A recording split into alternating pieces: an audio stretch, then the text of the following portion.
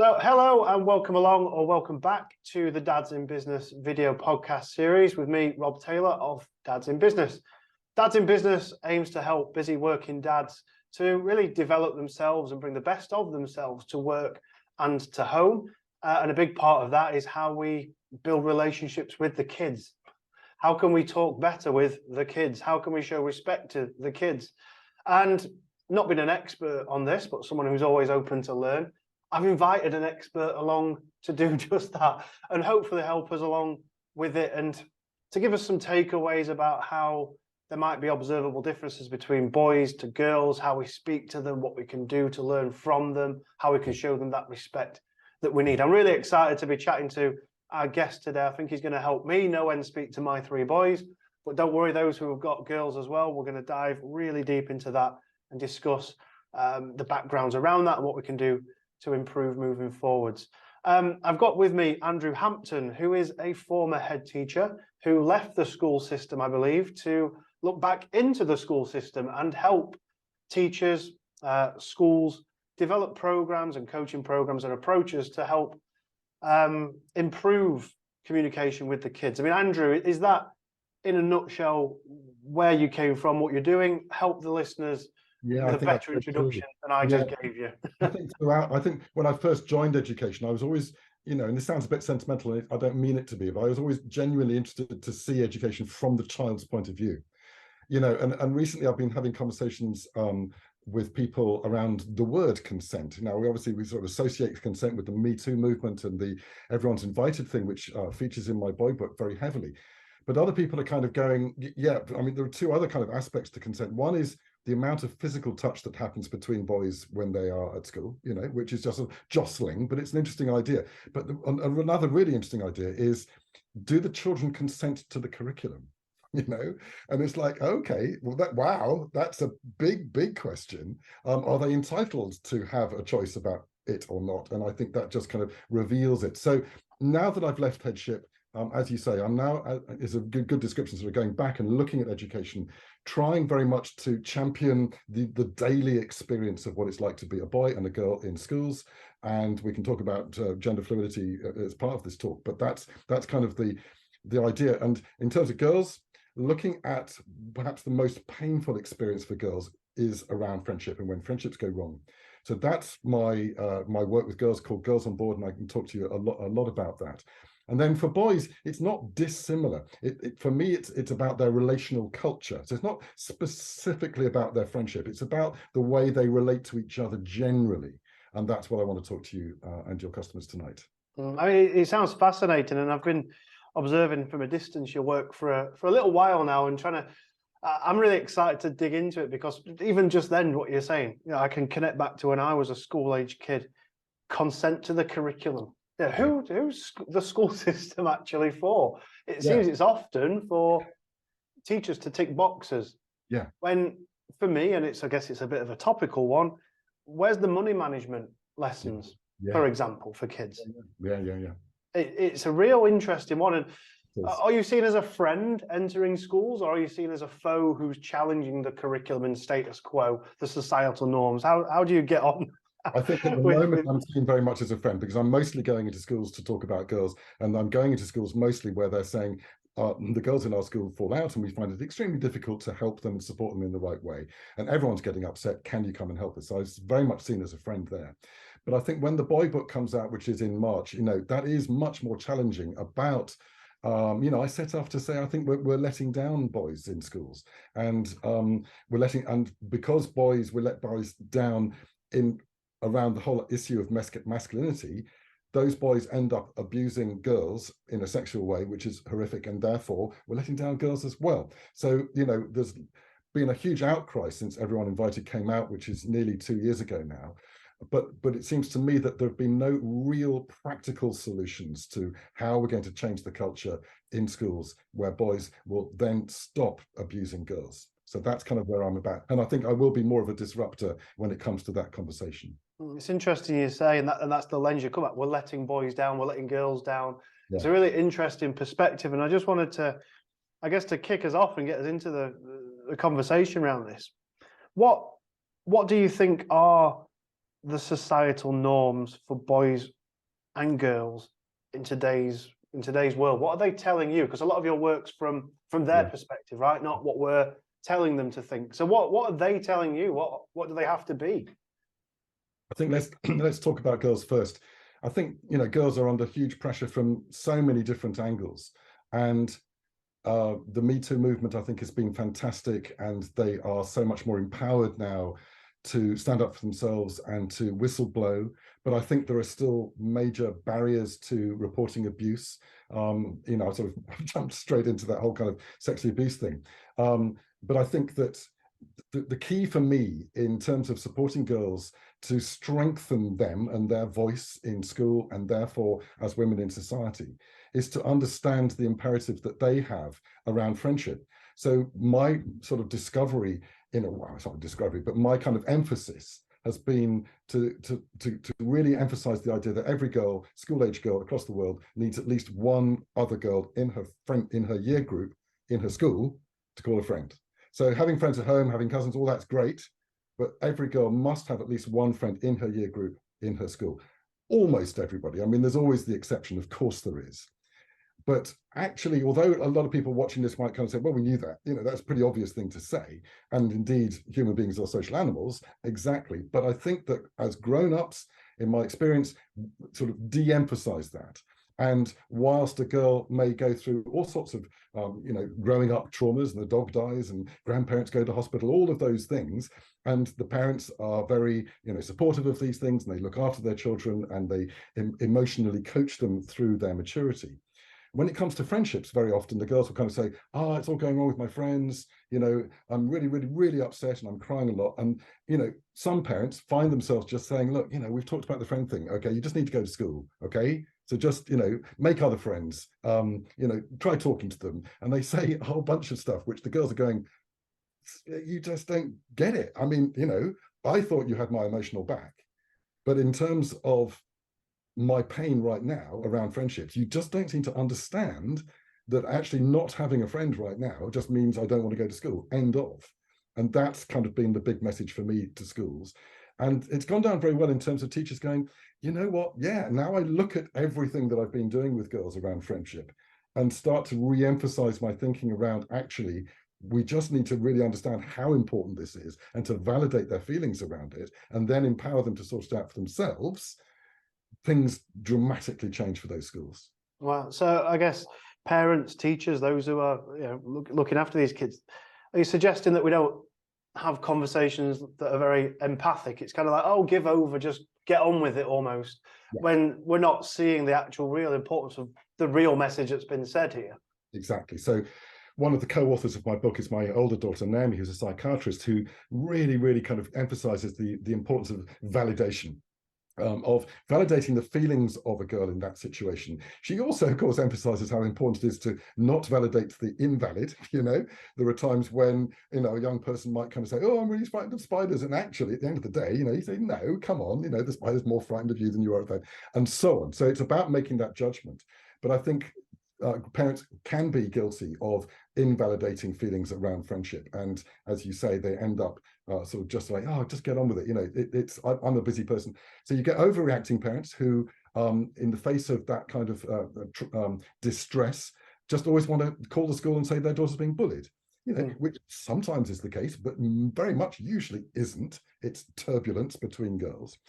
And you get underreacting parents who kind of, yes, as you say, just like, oh, get on with it. You know, I haven't got time for this. We've talked about it. Haven't you got the message yet? Yeah. Interesting. And what about the boys from that perspective? And what's the societal norms, expectations? What are boys telling you about their what's it mean to be a little boy in this day and age? You know, the girls are much more articulate about the expectations on them and are able to really kind of, you know, transmit that.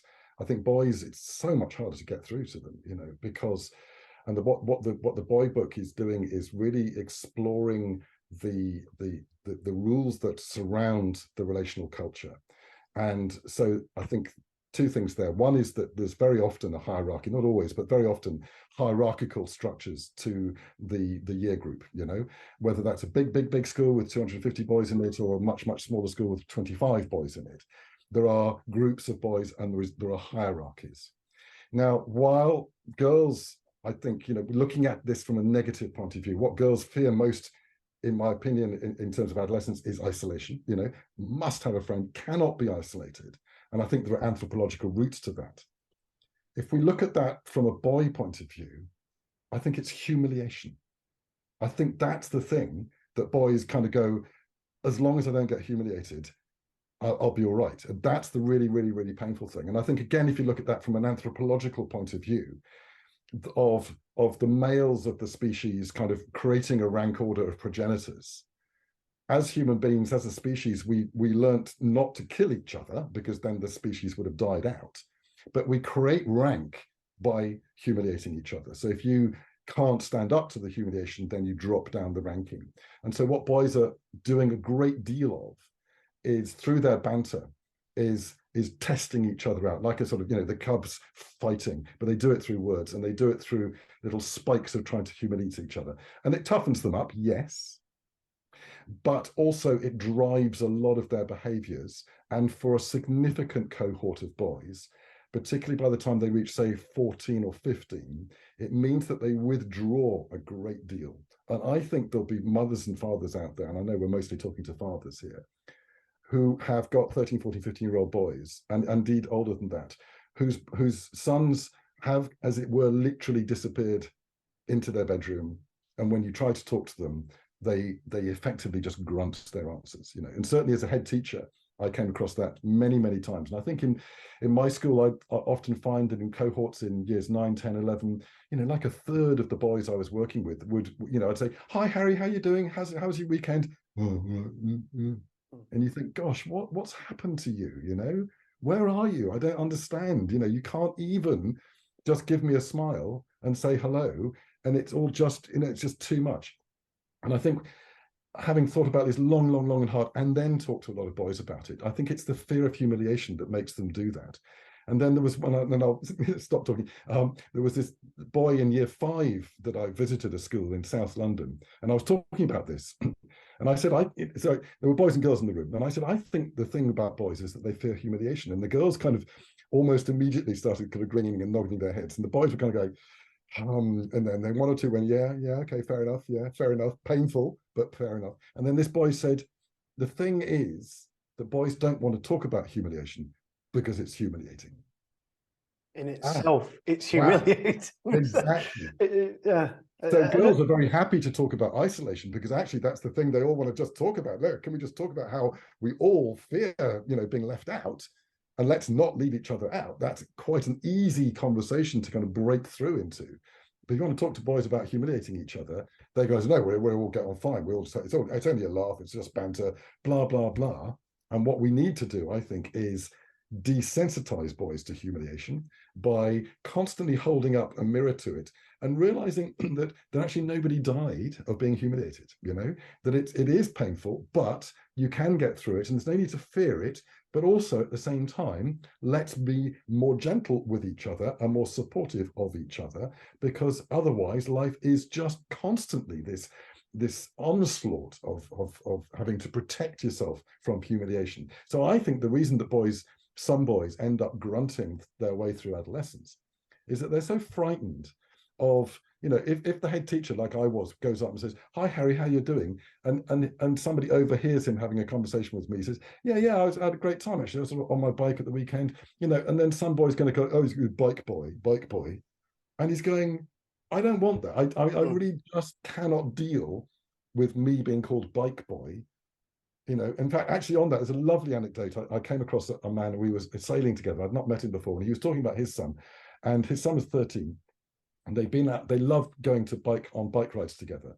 And one day they were on the weekend, they were riding along, and they were riding on the next to a boy from this boy's school. I think he was in the year above, and he had a bike helmet on, of course. And this boy sort of muttered, but in clear enough for the boy to hear on his bike, he said, "Helmet boy." He called him helmet boy.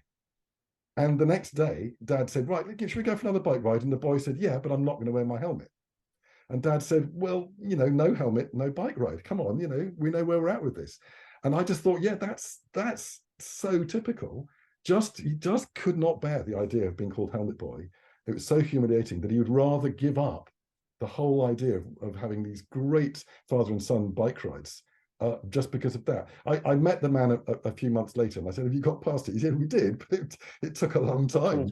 No, I can see that playing out in. Oh yeah, my kids are, Yeah. excuse me, 8, 6, and 4 at time of recording. So I am starting to see this play out, especially in the older one. They have to play up to certain norms and have the certain things. But I'm The pressure just to is, try and connect this back to boys and yeah. girls. There's something floating around in my mind of is isolation for girls. You say that's the biggest risk for them. Yeah. Is that not humiliating as well, though? Do they not see that as humiliation? They do, and of course, always the problem with creating these kind of black and white statements is that there are exceptions. And you're absolutely right. Of course, girls fear humiliation as well. They very much do.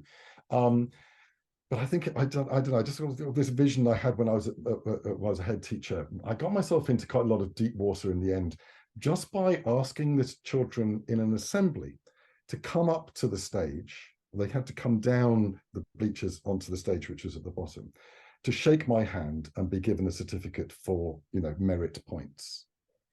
And over the years I was a head teacher at this school, I found that more and more children were reluctant to get merit points because they didn't want to come up to the front. And that was probably more true of the girls than it was of the boys. And in the end, I said, look, this is crazy, because the whole point of the merit system is to incentivize you, and it's clearly not doing that. It's decent. It's doing the opposite. And so I just said, we'll carry on with the merit system, but we'll just hand out the certificates in form rather than do it in an assembly. So I then kind of thought, yes, I can see how from a boy's point of view, I'm out there on my own and everyone's looking at me, and, some boys can say, like, teachers pay, oh, you're the successful one or whatever. Fine. But why do the girls fear it? Well, actually, I think, if you go back to the Anthropological. Thank you. There you go. Point of view, I think that there is safety in numbers, to put too fine a point on it. I think that adolescent and pre-adolescent girls in ancient times were at risk of being, sexually taken by roving men. And so they stuck together. Now, that's a controversial thing to say potentially, but I think there's a logic to that. And so I think that girls feel vulnerable when they're on their own. So for them, I think it's sort of humiliating, but it's also I just feel really vulnerable right now coming down on the stage on my own. I was talking to a girl who was 14 years old, and we were chatting about friendships, and it was just me and her, and it was a good conversation. We got to the end of it. I said, so thanks, brilliant conversation. Thanks so much. Would you like to go back to lessons now? Because it was in the middle of a lesson. And she said, yeah, but will you come with me? As in, I don't want to walk down the corridor on my own. And I said, no, I'm not going you're big enough now to walk down the corridor. It's fine. Off you go, So I think so it's kind of parallels, but sort of different emphasis. Interesting. And again, just on the humiliation side, I find this fascinating. This is why I'm sort of hovering around it. I think we sort of, to overcome the hierarchy, or not, I'm not maybe suggesting that you think is that hierarchy is a bad thing. Correct me if I'm wrong on that. Not necessarily a bad thing. No, exactly. Yeah. But also there are solutions to overcoming humiliation or becoming okay with it. It's in a way you suggest, build resilience and be more open with each other. So there's almost a solution to the humiliation side. Is there an approach to overcome isolation other than telling a person who doesn't have a friend to go and find a friend? How can those who have friends be more open to including those? Just go and get a friend, all right? Exactly. So I just see there seems to be like an approach for the boys' side. What's the equivalent approach for the girls' side to open up these conversations? Yeah, absolutely. Empathy is the answer, and it actually works really, really well. I think with the boys, it's a long-term strategy, a program of lessons, week after week after week, looking at humiliation. But in a way, as soon as you get the boys to kind of go, I think it's humiliation, and they kind of go, yeah, can we not talk about this? But you're right. Actually, that flips every conversation that they have from then on in. They're going, you just humiliated me then. I don't know, why did you do that? And it changes. Just that simple idea changes. But for girls, it's empathy. What the girls are in some schools, it gets quite bad in that the culture that surrounds the way that they form friendships is quite bitter, and that they bond over hating each other. Do you know what I mean? So they need something to talk about. So they have a common enemy. Is that what you're sort of suggesting? Exactly. Right. So you know, three girls get together, they can't really think of anything else to talk about, so they talk about how much they hate those girls over there, you know, and that becomes the cultural norm of the friendships in that school. What I found is, you know, as a complete stranger and as a man and as somebody who's considerably older, is that within 20 minutes of me talking to a group of girls, as I said, I've never met before, I've gone to a school, just doing what I call a girls on board session, they are absolutely sharing with me and with each other what it's like and how painful it can be to be a girl and to fear this sense of isolation and the need for a friend. And by the end of 3/4 of an hour, they're going, you know, yeah, absolutely. A, we don't want the grown-ups to get involved because it always makes it worse. B, we can and know how to find the solutions. And C, as a result of the empathy that we have just experienced and raised in ourselves, evoked in ourselves, we do kind of look across the room and say, come on, guys, let's look after each other and let's make sure everyone's got a friend. And it works, you know, it washes out after a bit in some more turbulent groups, but if you keep doing that empathy thing, they keep coming back and saying, yeah, absolutely, we need that empathetic approach to each other, and that changes the culture of the school. Wow, it's fascinating that you know, girls are different to boys, and that's, you know, that's okay, you know, whichever part of the scale people are going to be bouncing between, whichever ones they identify as. Exactly. To identify that there are boy behaviors and girl behaviors,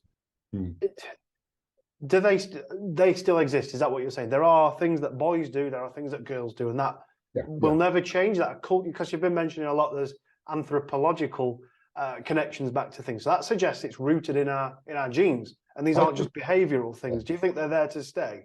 I think they are there to stay. I think that there is definitely, you know, to use that kind of, you know, image, there's plenty of coming together. And I very much encourage boys to be a part of a girls on board session, and very much, you know, I'm working with boys without girls in the room is not as powerful, frankly.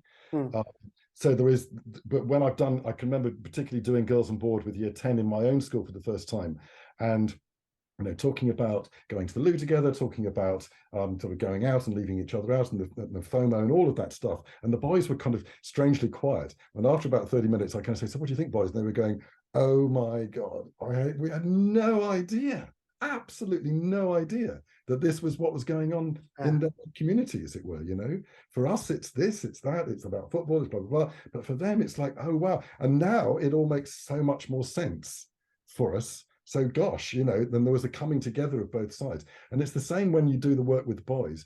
The girls actually often just a lot more perceptive and insightful about boy cultures than the boys are. Yeah, it's kind of like I've got this metaphorical image of the old school disco where boys are one side, girls are the other side, and never the two shall meet. And I think, you know, just to sort of, I was sat there listening then, just as you say, you talk to the boys about the girls in a more adult sense. When we do these workshops with employers, for example, for the Dads in Business work, some employers will invite moms, partners around to the sessions, and the women will be like, I never knew. So that sort of sticks with us. That thing to almost be separate stays with us. We grow up thinking, I never knew it was like that. You just said everything was fine. I'm glad I can be here. I want to know how I can help. So I find that really interesting that you sort of have the sessions for girls with the boys and sessions for boys with the girls. I think that's definitely. It's really interesting. I wanted to just ask before we move on to more about sort of communication. Does how we behave in school, in this hierarchy or in this isolation, the risks that those face, the boys face hierarchy, humiliation, the girls isolation, will that stay with boys and girls as they grow up? Does it shape who they are as adults, and can they proactively shift that? If those listening now thinking, I can connect back to that in school, is that something we can manage out, do you think?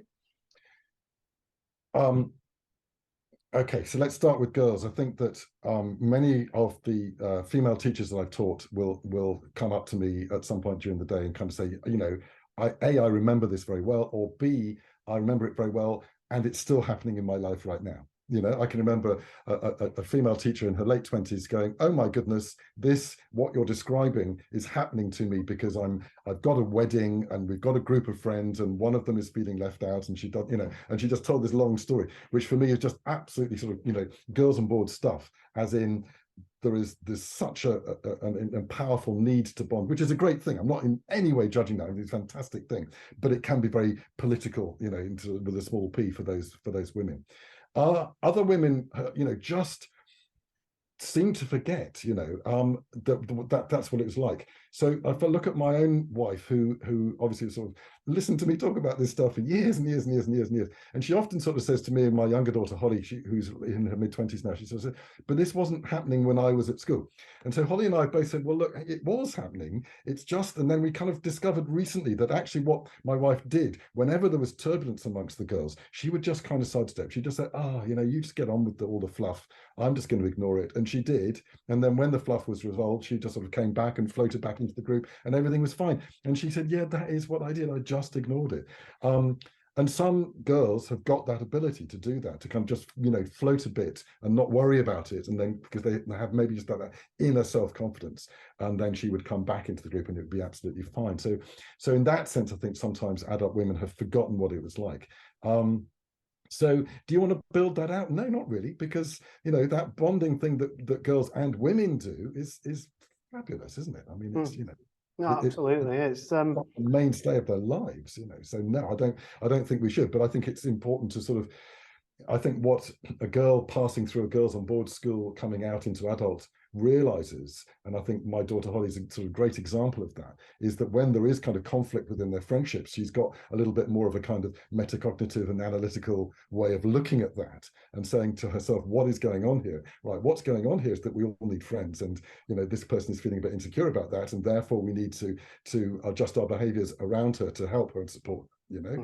So you're not suggesting these things are bad, it's just that it's more an awareness. In fact, celebrate it. It's just an awareness of it. Yes, exactly. And when you hold up a mirror to that, then you can adjust the distortions that have made people unhappy. You can adjust those and make them into positives. No, absolutely. I mean, let's move on to communication in terms of, you know, dads who have got daughters out there who have girls who sometimes, you know, they might find it awkward. Like I say, I don't have girls, you have, so I'm sure you can contribute nicely here. Yeah. How can dads of girls get better at communication, broadly speaking? Can we put a pin in that, Bob, and just go back, because the question you asked me before is, you know, given everything I'm saying about isolation and humiliation, you know, do you want to build that out? And I started by talking about girls, and I said, absolutely not. Let's talk about men, as in, you know, their fear of humiliation when they were boys, most, you know, and nothing is always true, is it? But, you know, most boys fear that humiliation. And I think that many men learn from that, and as you say, they learn to desensitize to the humiliation and they become okay, but other men don't, you know. And actually some of the most abhorrent behaviors in men still come from, I need to be absolutely protected from anyone ever saying anything to me that might put me down or humiliate me. So, you know, and nobody can make a joke about me, nobody can make me look small or whatever. And I think that is something that I hope the Working with Boys program will show boys as they mature into men, that it's okay. You know, you can take that and you can be more thick-skinned. So I just wanted to say that before. No, I agree, and thank you for catching that up. I think it's an important point. I can see elements in my life where that still plays up. You know, if someone always highlights me, I was always tall at school, so I was always the one at the back, and I stood out on the school photos. If I'm in a busy bar, or one that sticks out to me is I avoid the risk of being highlighted. Yeah. So if, for example, I think I was once at like a stand-up comedy night or something. Yeah. And you know, when there's like, oh, let's pick someone, and I always think, don't let it be me. And I always feel myself, make myself smaller. Yeah. And I think that harks back to school. You're the biggest, get to the back. Yeah. You're the biggest, back center. And I think that connects back there. Yes. Yes. You know, blushing, you blush easily if you get picked on. It's like, oh God, don't make me do this. And then you get wary that you're going to do that. So then you think more about doing it. Yeah. And it becomes worse and worse. And one for me as well, you know, when I started working for myself, redundancy. I've been made redundant twice. That's quite a humiliating feeling. It is, isn't it? Yeah. You know, for those who take pride in their work, there's nothing worse than being told you're surplus to requirements. We don't need you. Yeah. So a big part of and I still try and deal with it now, is my response to that was go and work for myself to prove everyone else wrong. Yeah, yeah. That was almost a bit of a driver, and that still plays a part in things that we do now. Obviously, I've learned to manage that and deal with that a lot better, but that's how it can show up as an adult manifestation. Yeah. So thank you for bringing that one back. I think it's really interesting. Let's move on to communication, and that question of how can dads of girls specifically get better at communicating with their girls if they're struggling with it, if they don't know how to deal with girls of a certain age as they go through the changes. What can they start to do? Well, I think the first thing to say is that this really isn't gendered. I mean, mothers and fathers may take a different stance when it comes to communicating with their daughters, but there's absolutely no reason why a mother should necessarily be closer or more appropriate to talk to their daughter, with possibly the exception about periods and things like that. Where the daughter may just feel like they don't want to talk to a man about it. On the other hand, you may have a single parent who's a father who has got to find that language and have those conversations. But if I can be a bit bold and sort of raise the book, because there is a book here called When Girls Fall Out, thank you very much. So if I'm just going to very quickly summarize what that book's about, because that is about how you might want to bring up your daughters, told from the daughter's point of view. And I think it's about listening. I think that very, very briefly, the classic mistakes that parents make is to, if we're talking about moments of distress, of talking about girls coming home saying they're unhappy, particularly in terms of their friendships, because it so often is about friendship that is causing their unhappiness, then what parents often do is try to fix it. They say, listen, I tell you what, I'll talk to the school, talk to the other parents. Or they just try to offer advice.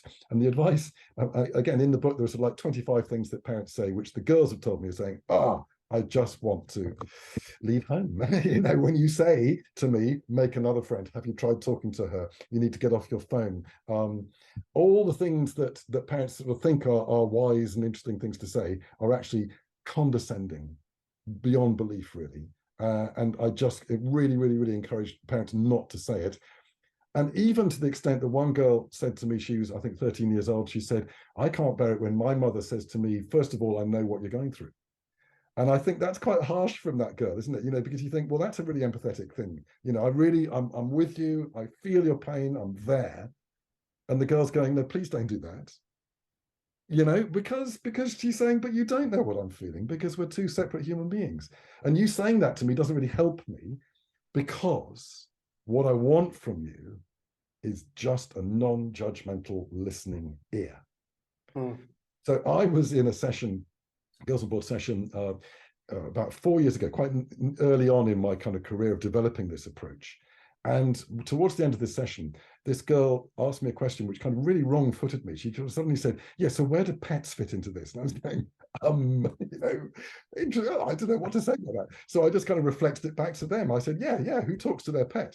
And discovered that they kind of all do, In my experience, 85% of the girls I teach will talk to the pet, and the other 15% don't have a pet, And so if I'm teaching a class of 25 girls, there's usually one girl who will say, I still talk to my parent. 24 talk to the sofa, talk to the diary, talk to the cuddly toy, talk to the dog. They just want a non-judgmental listening ear. They want, just like all of us, actually. I mean, those of us who are in loving relationships at home, we come home from work and we just want to, rant if we've had a bad day. What we don't want is our partner saying, well, what you should have said to your manager is, I'm not prepared to do it. Don't tell me what to do. I don't know. I just need to tell you. So, and then it was my niece who said to me about her mother. She said, what I think now as an adult, I realize is that my mother needed to understand that I was telling her not because she needed to know, but because I needed to tell her. Yeah. It's not like we need to race to solutions, which I guess as parents we want to, oh my God, my kid's wounded almost. I need to make everything better. Yeah.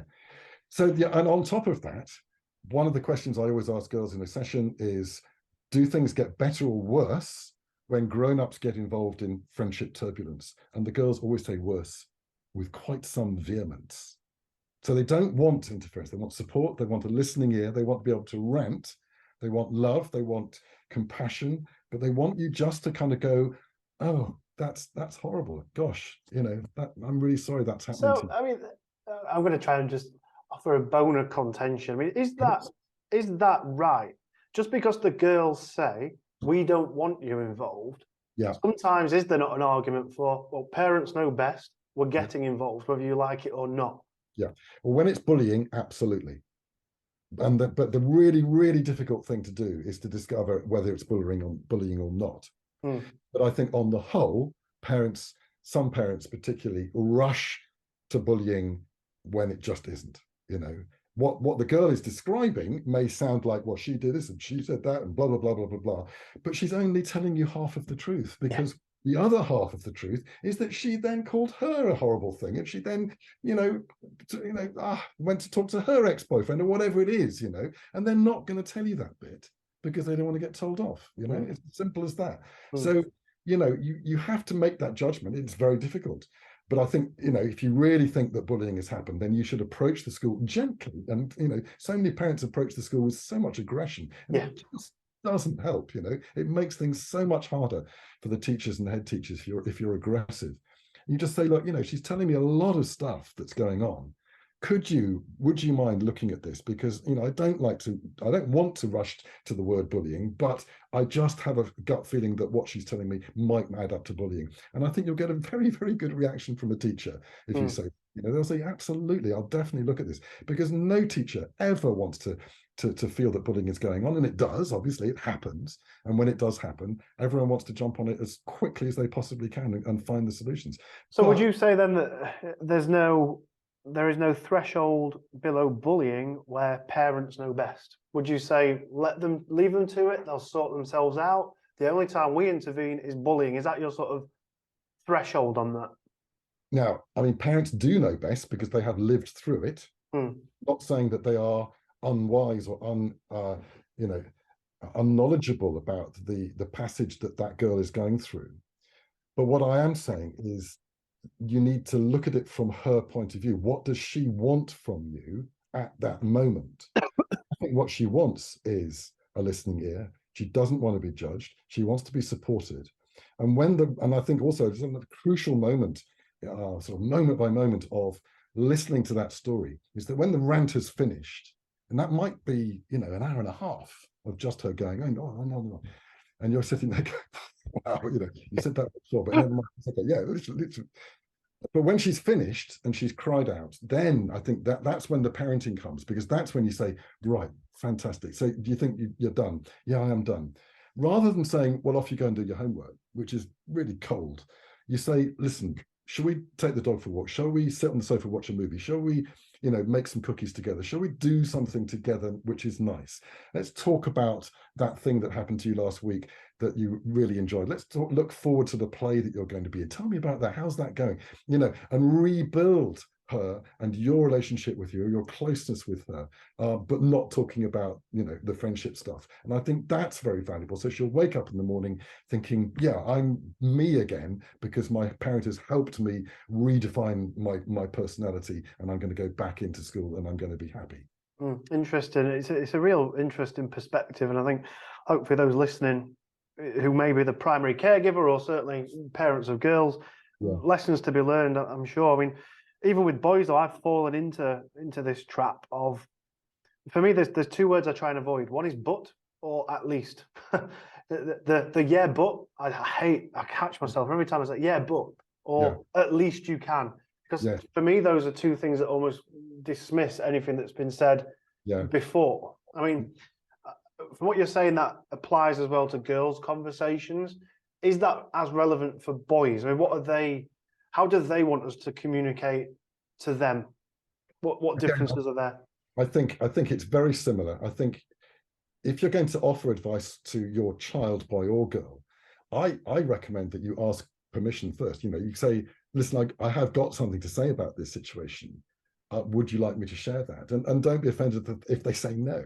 Because how often as a parent have we, and I'm absolutely include myself in this, have we just found ourselves saying the same thing? We're just lecturing them, of sort of saying, well, why don't you think of this as a learning experience? Just like, I don't want to hear you say that again. You've said that too many times. So really, I think for boys, again, it's about listening, and then distracting.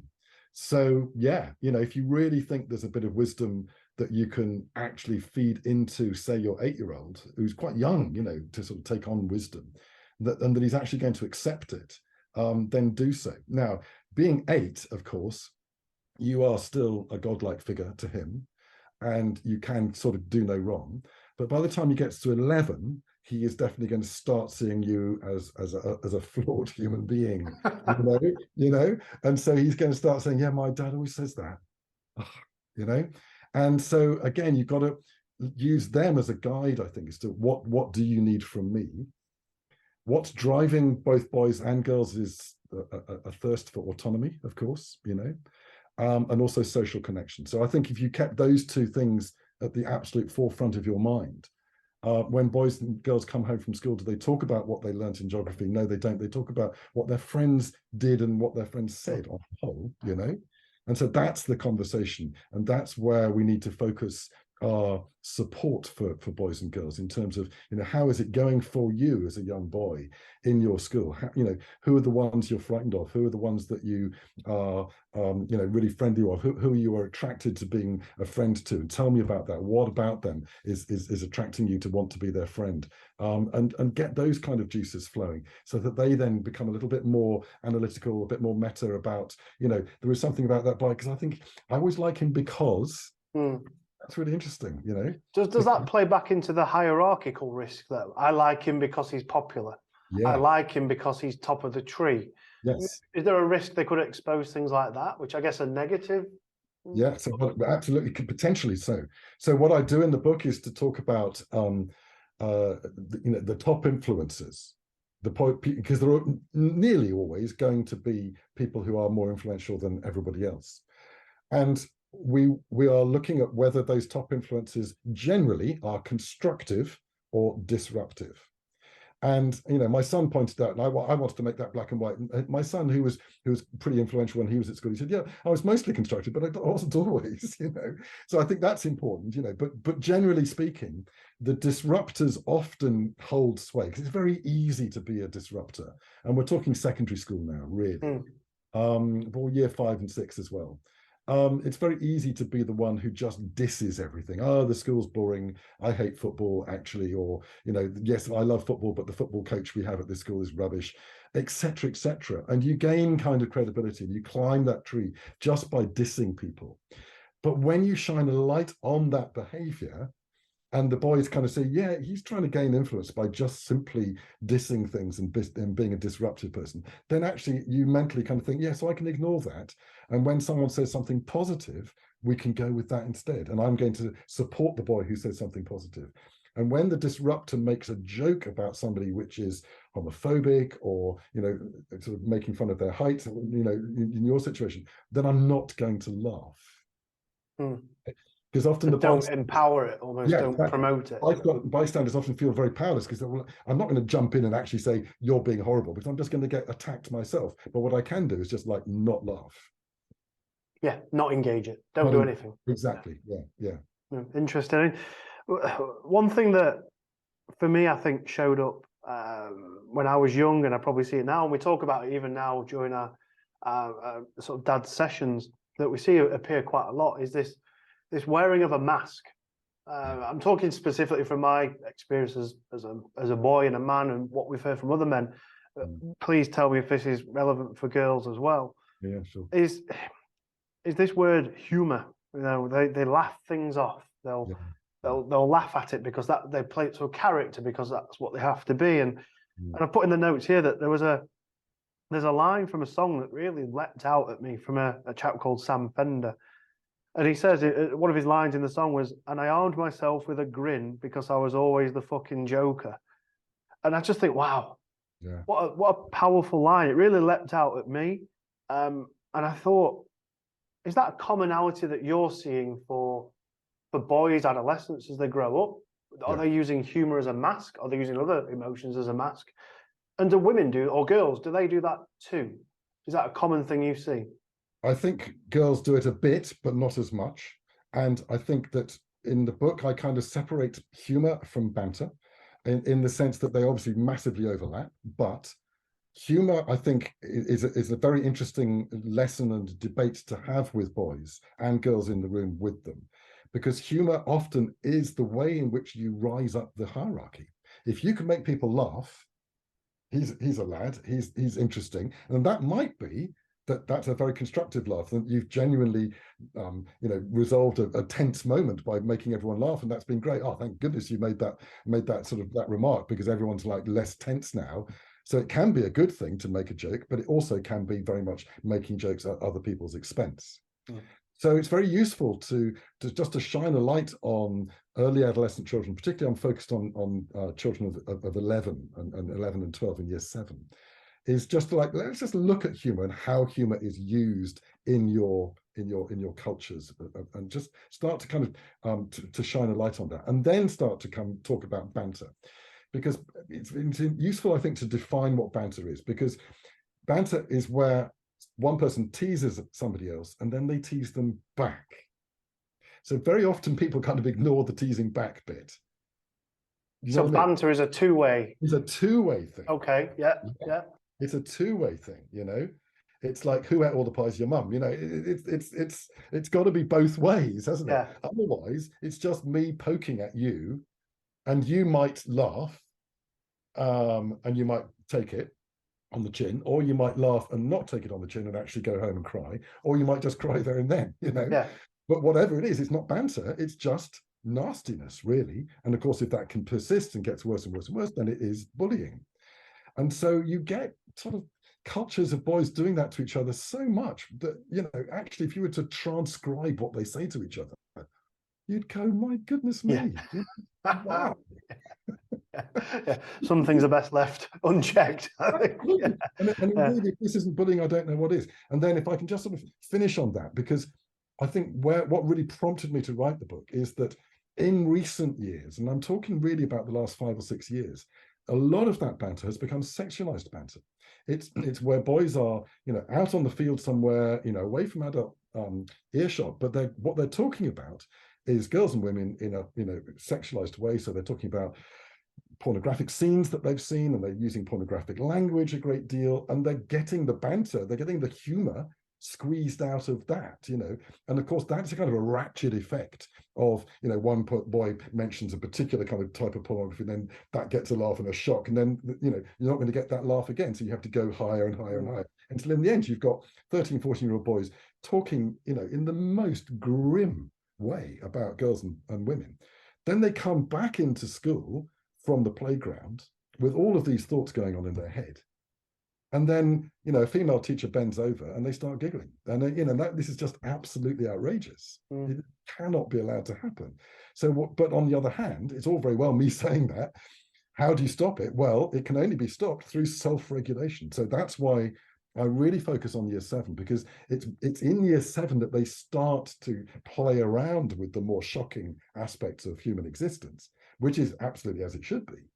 But they need to learn to self-regulate. They need to understand that if their banter just becomes only about sex and disrespecting women and objectifying women, then it's going to have an effect on the way they think, and it's going to have an effect on the way they regard girls and women. And some of them will end up abusing women, because I think that's where that abuse comes from. It becomes so normal to talk about it that actually sending a picture of your penis to a girl when you're 15 becomes just like that's what I do, that's what everyone does.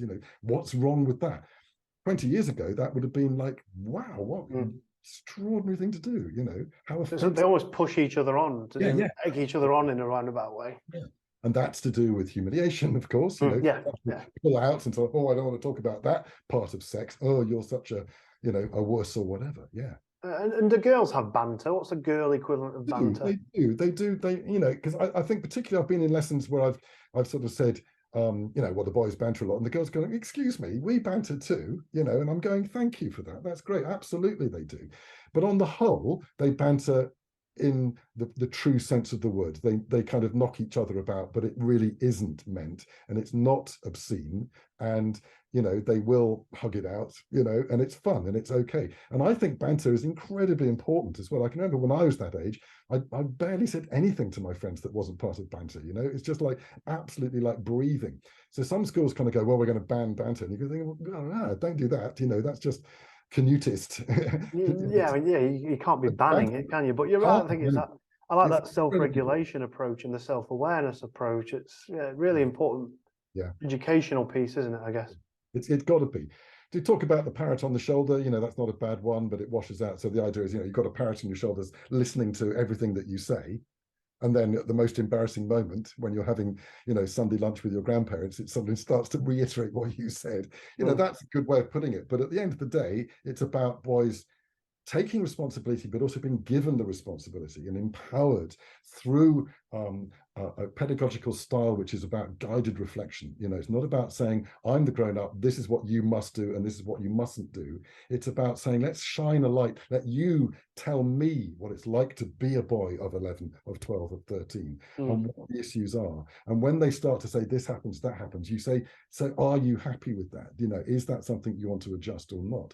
So you're always just allowing, facilitating a conversation which they take responsibility for. And at the end of that lesson, they're going, wow, yeah, great, we're going to go and do something about that now. And as a teacher, you kind of say, it's not up to me, it's not up to the school, this is about you and your relationships with each other.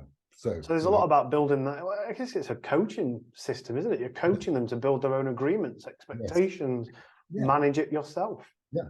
I mean, another really good example I give is, are you the side, football, massively important. If you score an own goal, it's the semi-final of the cup and you score an own goal in the last minute and you lose, what are you going to do about that boy who scored the own goal? Are you the kind of boy who's just going to scream and shout at him or shun him? Or are you going to put your arm down his shoulder and say, look, it could have happened to anyone. Don't worry about it. It's okay. You cannot beat yourself up about this. It was a mistake. Don't let yourself get down about it, please. It's only a game. And I think the boys kind of go, yeah, but it's football. but exactly. And so there's a whole bit on football and how weird football is in the mindset of many boys and men. And I've been at football games, when I've heard fathers, I was at a game in South London. My team's Sheffield Wednesday. My brother and I went to see them. And when the Charlton players went down, there would be patience and then applause when they stood up. When the Wednesday players went down, this man was kind of beginning to cuss them, and his sort of 8-year-old boy was doing the same. And I'm going, wow, this is horrific stuff. It's just making an enemy of somebody who's just hurt himself. And I was just deeply shocked in a way that's kind of weird, isn't it? Because it happens all the time. Oh, yeah, that tribal culture of football is incredible. I mean, you just said you're a Sheffield Wednesday fan. I mean, for those, I'm the other side. I'm Sheffield United. So. Should we end the call there? And that's where we end. Because and let's keep it on track, because we'll be here all night talking about how Sheffield United is the better team of our fair city. I wanted to, as we sort of head into the rounding up here, I want to ask you about what the future might look like, because I guess, I don't know, from my perspective as a dad of an 8, 6 and 4-year-old, I see my generation a wholly different gap between my kids' generations to what my parents' generation was to mine. If that makes sense. I see the rate of development and change has accelerated massively. And it often makes me wonder, what is the future going to look like in terms of society, technology, expectations? What can boys do, not do? Girls, what are they expected to do and not do? Granted, we've not got much time to discuss this, but what do you think the future looks like for the next adults in this world? I think we're passing through a massive period of polarization between effectively kind of right-wingism and a more kind of liberal way of looking at life, I think. And so, there's the whole idea of of accusing people of being woke and we haven't kind of resolved what we mean by that yet, and whether being woke is a good thing or not, you know. And I think that's the argument that I hope that we can educate our young people to say, that compassionate, supportive relationships of everybody in the world, of the rich, the poor, the tall, the short, the the less abled, is the only way that humanity is going to survive, and it's the only way that you as an individual are going to be happy, that you are inclusive of a world community and your own community. And we're battling against forces that are very nationalistic, very jingoistic, that are just very angry a lot of the time. And so I think it can kind of go either way, it seems to me. It's quite scary, really. It is, and I see, even my own experiences of news feeds, I'm sure your own on social media, for example, where we are shown echo chambers, aren't we? We're shown confirmation bias. We're shown articles we know support our opinion. And we get so entrenched. You see it in American politics, you see it in Brexit, you see it in the response to COVID, you see it. Everything is either here or here. You can't have it seems you can't have reasoned debate. And I think what a risk we're running if our kids see us not being able to debate or talk openly. This sense of immediacy, this impatience that kids seem to be evolving because of the use of tech and everything on demand. Real risks, I think, to bypass, as you say, compassion. And show empathy. So I was chatting to a gent on another video that we were doing here, and he said something really interesting that stuck with me. He said, your kids might not listen to you 100% of the time, but what they are doing 100% of the time is watching. And I think what a great example we can set. If we want to have reasoned debate, have a debate. If you want to be entrenched, be entrenched. If we're on our phones constantly, what do the kids want to do? They want the phones. And I think while we can't affect change, we can't change the tide, we can't change technical advances. Surely the roots of being a nice human still exist. It's about value systems, isn't it? They are, as you say, watching and observing your value systems.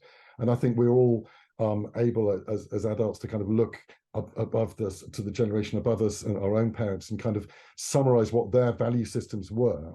And some of us absolutely adopt them, and some of us would totally reject those value systems, and then there's a sort of spectrum in between. But I think in terms of parenting, you're absolutely right. It's not really about what you say. It's about who you are and what you do and the attitudes that you show in your weaker moments and at football matches, and when you've just woken up, or when you've got a headache, or when you're slightly, 2 drinks to the wind or whatever. Those are the moments that get completely observed and watched and absorbed by the young person. But you never know how they're going to interpret that.